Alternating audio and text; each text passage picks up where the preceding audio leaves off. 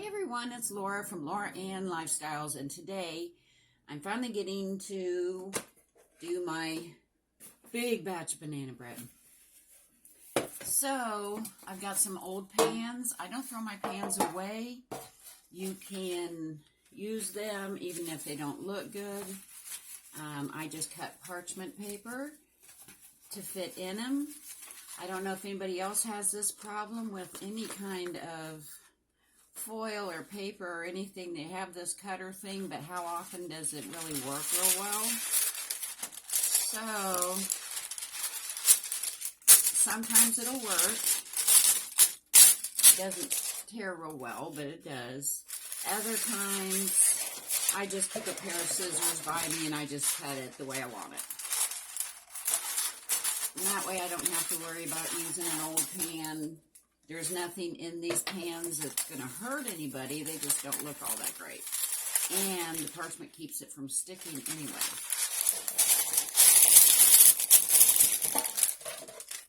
So the best way to get it to lay flat is to cut from the corners in a little bit.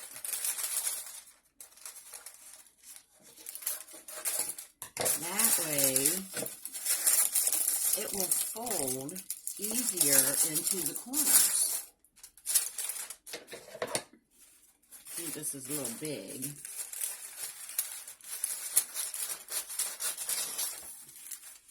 Going from the corners. My mom was a professional cake decorator, and it's really strange because my sister and my other sister, they could decorate cakes, they could do all kinds of stuff. I can bake, I can cook, but I can't decorate for nothing. I wouldn't be able to win a contest for $25,000 no matter how hard I tried, just because I can't decorate. I don't even know if I'm teachable. So I'm just going to clip my paper so it lays down flat. Maybe even cut some of the extra off just so it looks a little neater.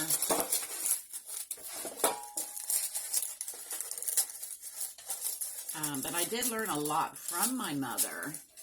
I just can't decorate. I learned almost everything I know from my mother, actually, when it comes to cooking and baking. Now, my dad, he was the grill master. So what we learned about grilling and the passion my boys have for it came from their grandfather. That's Grandpa Jack. Yeah, he sits up on the moon and watches over us, the grandchildren. Was very young when he passed, and the two older ones knew him very, very well. He was very involved in Caleb and Skyla's life.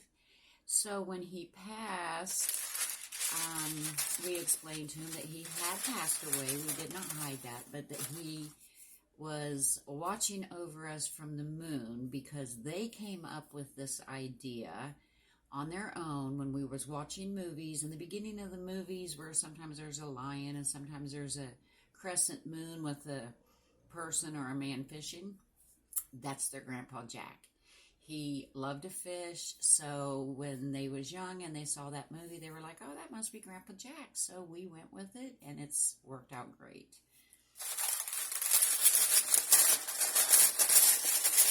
So again, I'm going to cut these corners so it can fold over itself. And cut the extra off.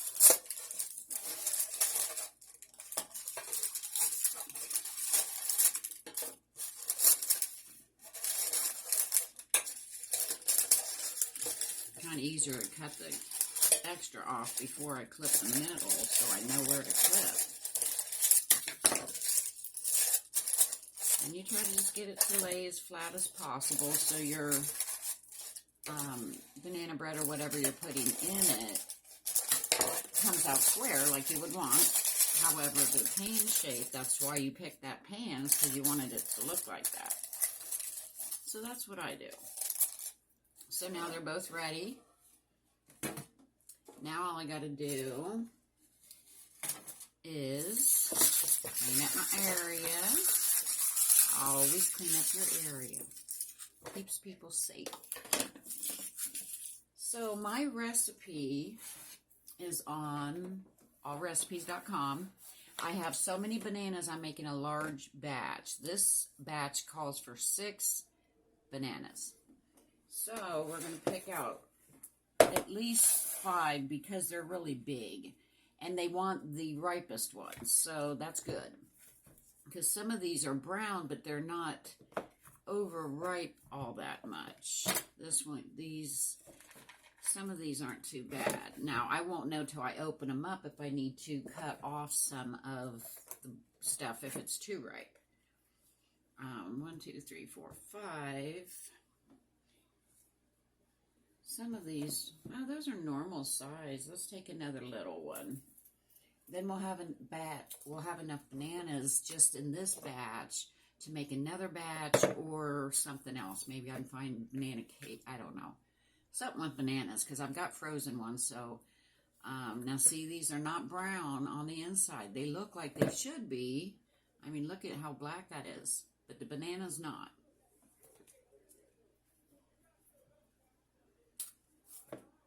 So we're just going to peel these, check out the banana. Oops. Make sure that they're not black or rotten. Now, I love nuts. So one thing I'm going to do in this batch is put walnuts in. But I heard if you roast your nuts, it totally changes the flavor. And I want to try that. Let me get this banana rib, or whatever you call those little stringy things. So I'm going to put walnuts in these, but while it's baking, I'm going to toast up some walnuts. And whatever I make the second batch of bananas into will have roasted or toasted walnuts in it. 1, 2, 3, 4. Yeah, I won't need this one. And none of them's even been brown on the inside yet. They look like they should be. I'm so glad I bought these. Like I said, I paid 50 cents for a whole bundle, a 3-pound bundle of bananas. I paid 50 cents for.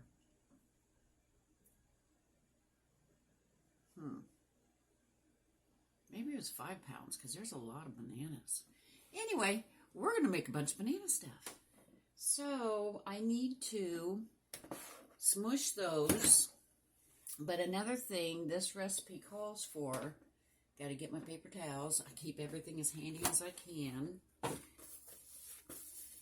I am going to remodel my kitchen a little because it's getting tiresome carrying 2 and 3 loads of stuff back to the studio to make my stuff and then have to carry it all back into the kitchen again. So I'm going to get my kitchen kind of remodeled a little bit, and that way I can just videotape in there.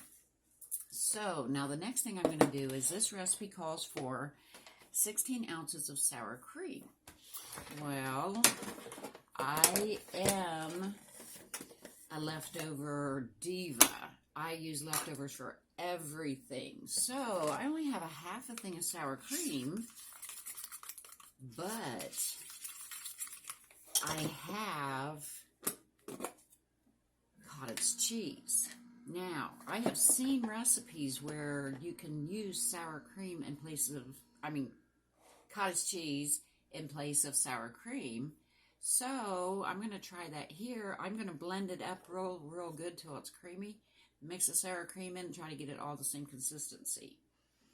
So this is 24 ounces. So I need about 1/3 of what would have been in here, just to make up the other half or so of the sour cream. And that's about what I've got left in here. Now, we go to GFS, Gordon Foods, a lot. This is a small thing of cottage cheese compared to what we're used to because I bake with it. We like to eat it. And now I'm learning how to make cheesecakes and stuff with it. And no one even knows it's got cottage cheese in it. They're eating cheesecake. They don't even know it's cottage cheese. It's lower in fat. probably higher in protein, I'm not sure. But at GFS, I also buy my cream cheese, and I got Philadelphia cream cheese. Yesterday, I got 6 8-ounce containers, I think it was, of it. So I will be making up some more cheesecakes. So we're going to see how this works. This is just an experiment I'm trying.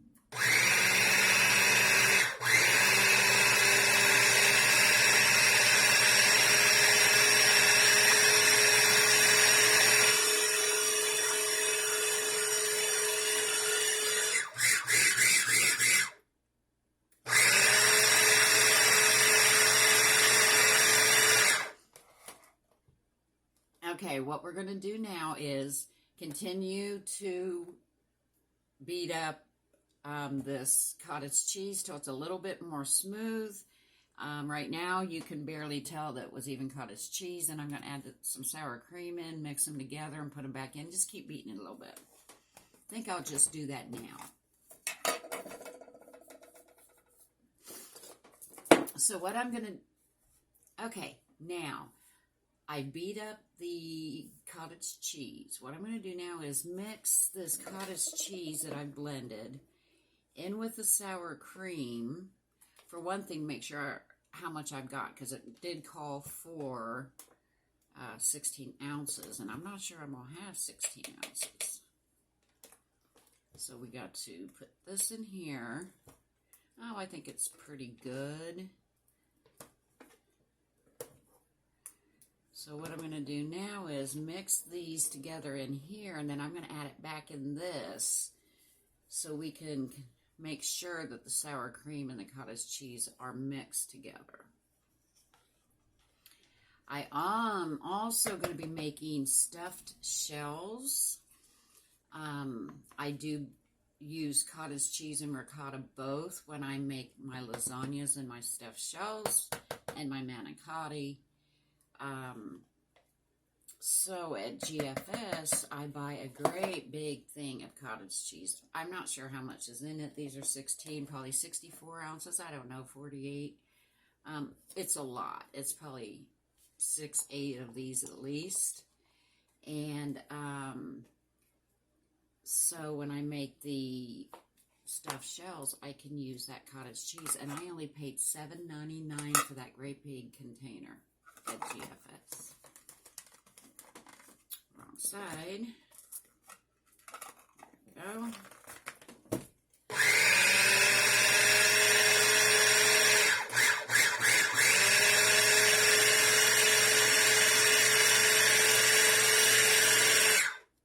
Might have it too full. It is very smooth, though. I think this was a great idea to use up that cottage cheese. This recipe is a sour cream banana bread. So that's why I'm going to all this trouble to use up this cottage cheese. I was a little bit short on sour cream, so I'm just making cottage cheese into sour cream, and we'll have enough. I know, it's kind of loud, isn't it?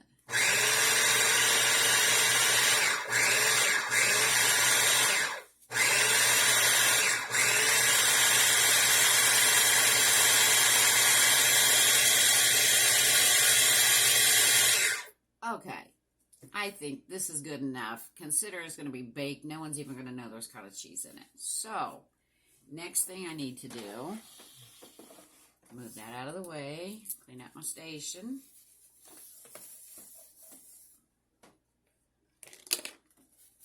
All right, we need to get the bananas mashed. And I have my stand mixer this time. This bowl doesn't go with this, so it's not the easiest thing to do. But I'm going to beat up these, and then I will come back after they're beat up.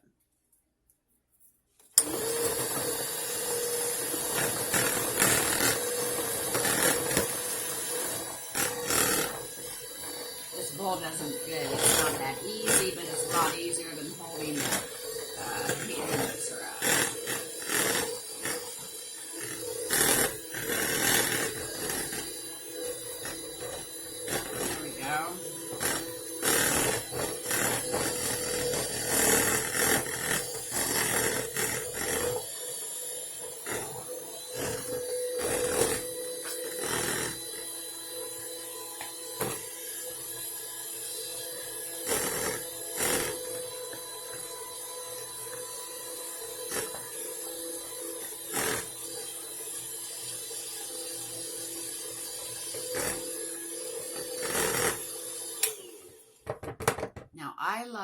texture. So I am not going to beat this till it's a puree. I like chunks of banana. Okay, so our next ingredient, I do believe this recipe's pretty much throw everything together. Preheat the oven 300 degrees. Grease your pans. And you're supposed to take 1/4 of a cup of sugar and some cinnamon and dust your pans with it. But what I'm doing, I feel confident in putting my parchment paper in. I'm going to have leftover for muffins, and that's when I'll add the cinnamon and sugar and even the crumble topping that I always do. So in a large bowl, you cream your butter, your sugar, your eggs, bananas, sour cream, vanilla, cinnamon. Then you mix your salt, baking soda, and flour in your nuts, and that's it. So yes, this is a recipe that's an all-in. You beat your wet ingredients, then you add your dry. It's just that simple. And then you bake for 1 hour until the toothpick comes out clean, and let it cool, and it is done and ready to eat. So we need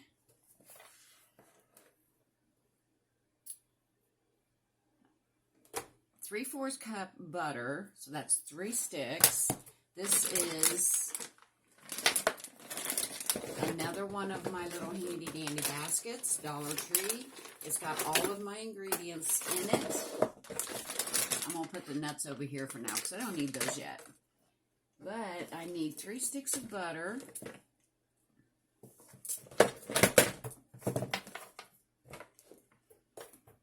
I need 3 eggs, and I am using my frozen eggs. I don't know if you've seen my video on my extremely crazy good dough. I got to redo that. So if you watched some of my videos, I was able to go to a store out here, and I live in the Amish and Mennonite area. And I found jumbo eggs, 3 dozen for 99 cents. I bought a whole case. I called a couple days later, and they still had some, so I got another case and just started handing them out to people who needed food. But what I tried, being a dozen is 12, and it was 33 cents a dozen, I didn't think it would hurt to do some experiments, so I froze eggs. They turned out great. These do not have milk or anything in them, so they're thick, but they're supposed to be. So all I do is pop out however many eggs that I need for my recipe and let them thaw. I have some pumpkin pie spice cappuccino that I like to add to stuff for flavor. I don't like the cappuccino all that much because I don't like cappuccino. I have my cinnamon and my vanilla extract. I have salt, and I have my measuring spoons.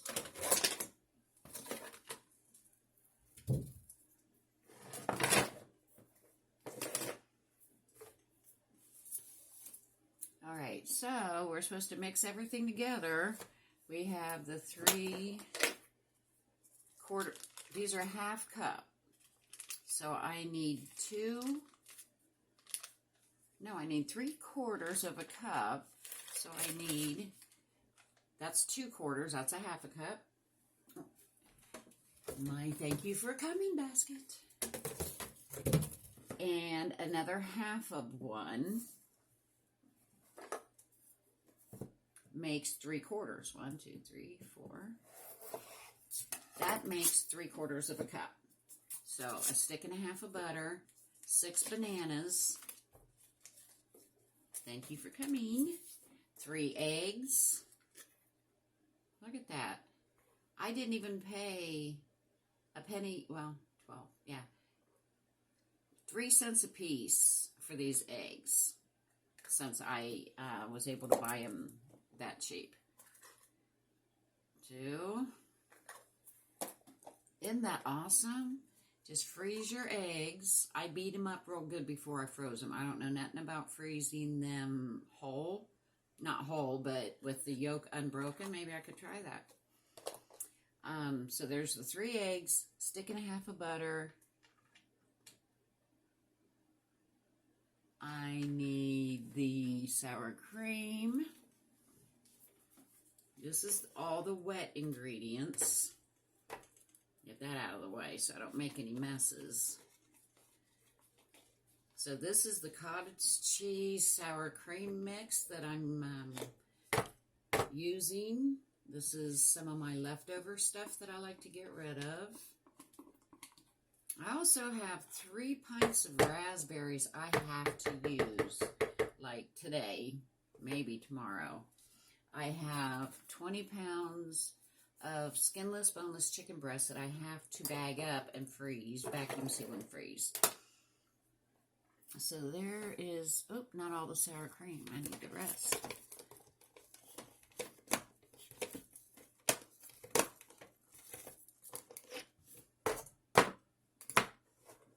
So with this sour cream and cottage cheese, it equals the 16 ounces, I believe it called for.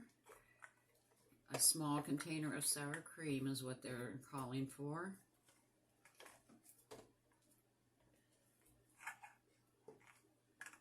So this should make up about that much sour cream.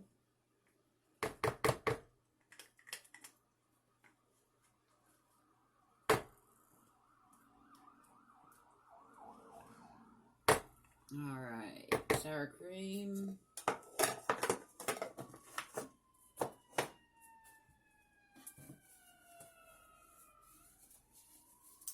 Half a teaspoon salt, 3 teaspoons. Oops.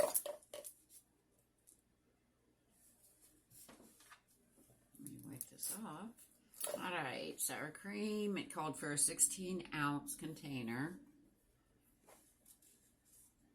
Half a teaspoon salt, 3 teaspoons baking soda. Okay, so those are the wet ingredients. I'm going to beat up the wet ones here before I add in any of the dry ingredients.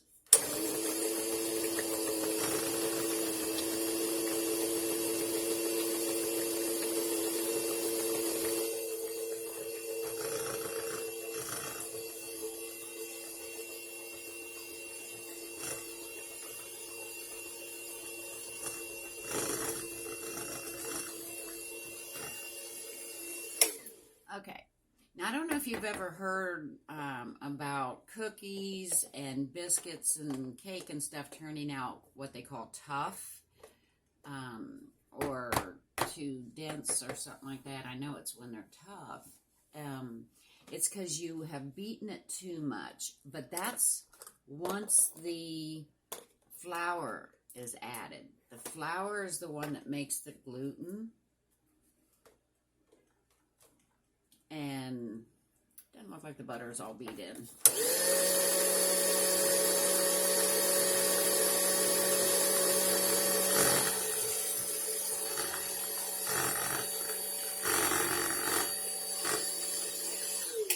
Okay, so the flour's not in, so I was able to rebeat that a little bit. I want to make sure everything's in there the way it's supposed to be.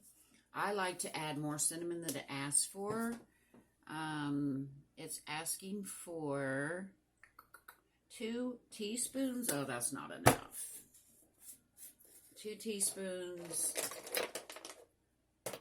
So we're going to put 2 tablespoons in because I love cinnamon and I'll probably be the one eating most of this. Almost 2 tablespoons. The vanilla, I never used vanilla before. It's a very expensive spice extract, whatever it's called.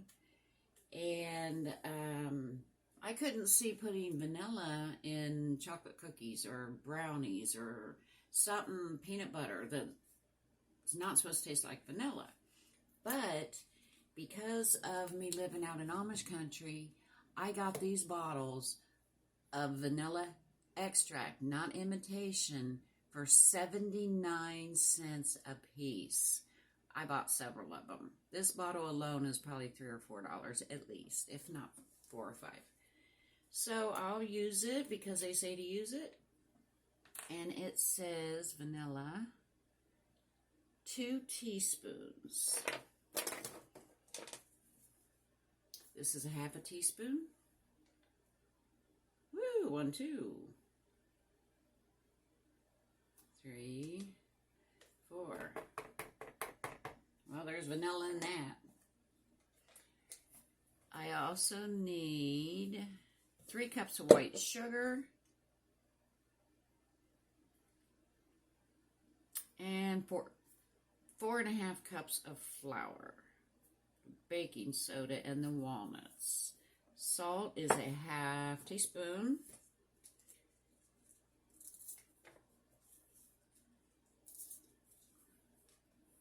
That's something you don't want to spill in there and get extra of.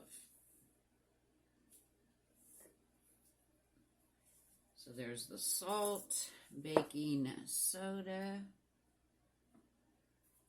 I need 3 teaspoons. And you want to measure these and make sure it's even on the top.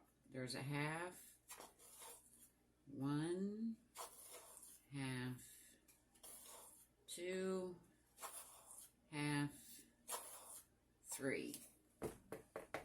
3 teaspoons baking soda, the 3 cups of white sugar, and the ripe bananas. Okay, so we need, how much sugar? 3 cups of white sugar.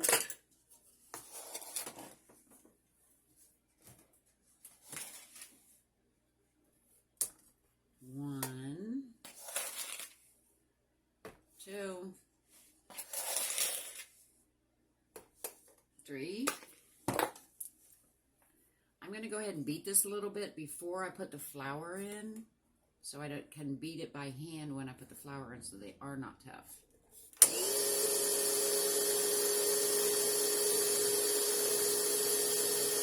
Get all that cinnamon and the salt and everything all mixed really well, because this is a very large batch. I guess if I was using regular size loaf pans, it makes 4 loaves. But I don't do just loaves. I do muffins and stuff even more than I do loaves. I think this is mixed and ready to go. So, double check everything. And add my 4.5 cups of flour and hope for the best. So,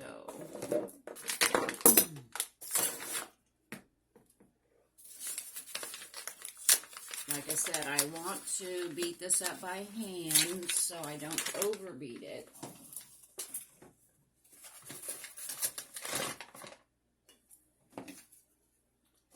I was probably supposed to put that sugar in the beginning. In a large bowl, beat butter and sugar together, but I'm sure it'll still turn out right. Sometimes I have problems reading ahead of time instead of waiting, but we'll see how they turn out. I've made stuff before in the wrong order and it worked out.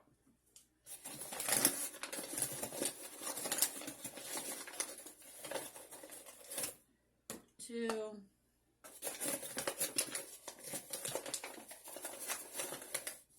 3.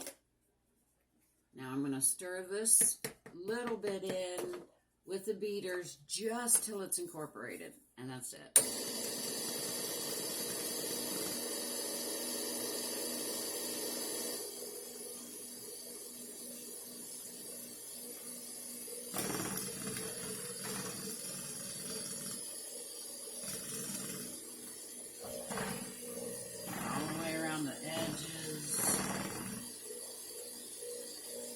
If anybody has a stand mixer that actually has a bowl that fits it right, that they're not using or they want to get rid of, let me know. Right now, I'm tickled just to have a stand mixer. And this is a Sunbeam, it's just a very old one. So that's all I'm going to do with the mixer. I still have a cup and a half But since I didn't measure my flour, there's a good chance that that half a cup that I'm not counting might already be in there, because you're supposed to sift your flour. I don't know if they still say that. All-purpose flour. It doesn't say to sift, so maybe they've gotten used to the fact that people don't sift. But what I always do is I'm going to put the 4 in, and then I'm going to do 1 test muffin and see how that turns out and see if I need more flour. So that's 3. This will be 4. And I'm thinking the other half will probably work out to be this consistency here. So you fold.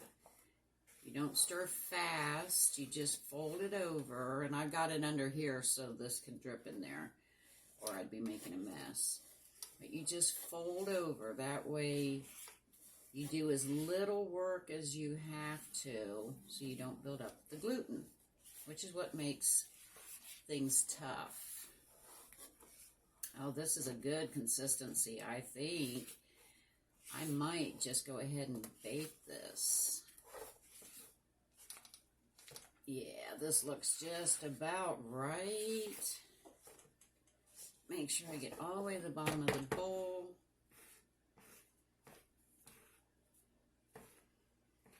Get this off of here. I hate a dirty workstation.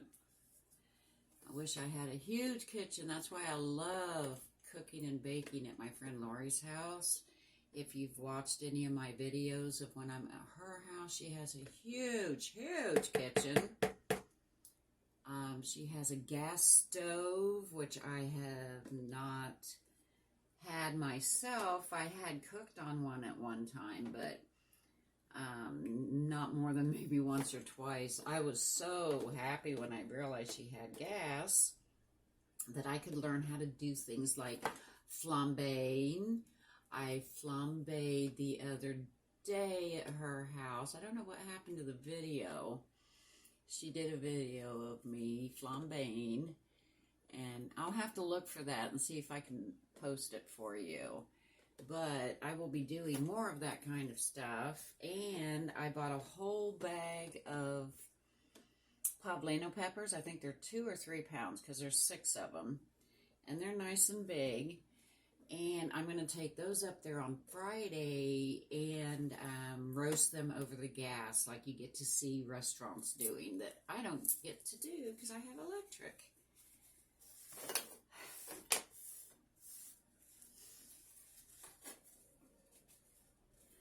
Alright, since I want my workstation cleaned up, I'm going to get rid of this mixer. And I'm going to pop these out so it doesn't make a mess if it falls down somewhere. I will just put these in my thank you for coming box because they need cleaned up. And there's no trash in it anyway, just the butter wrappers that were on the butter are in there. So I'm keeping things as clean as possible.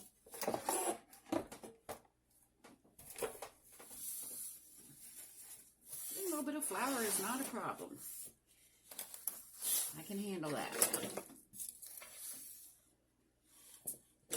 Yes, I have an issue with cleanliness. All right, now. Okay, now let's get back to the banana bread. All right. Oh, I still see some dry stuff down in there. Thank goodness I stirred again. I don't know if you saw that, but I found a little pocket that was still dry. So I hope I got it all. Let's look at the bottom. I don't see any dry spots. So this feels about right. So I am going to fill the smaller pan that's not as deep. It's not near as deep, so it'll cook a lot faster. Actually, it's not that much different, is it? Anyway, I'm going to fill this pan. Sprinkle some cinnamon and sugar on top of this. And see how well it bakes up. I don't want it real thick. See how well this spreads out to the corners. Make sure it spreads out all the way.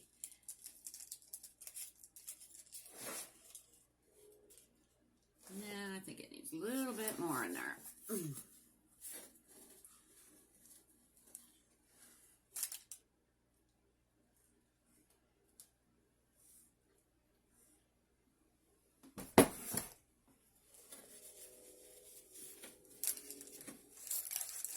If you get any on the pan, you want to wipe it off so it doesn't burn, because the smell of the burn will get into the rest of the food.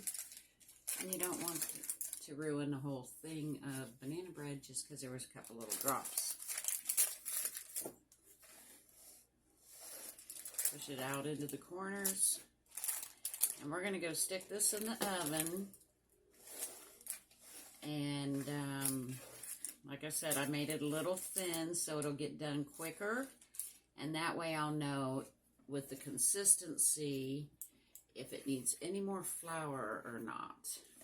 Plus I'll be able to try it and see if it's got enough cinnamon. Oh, this doesn't have any walnuts.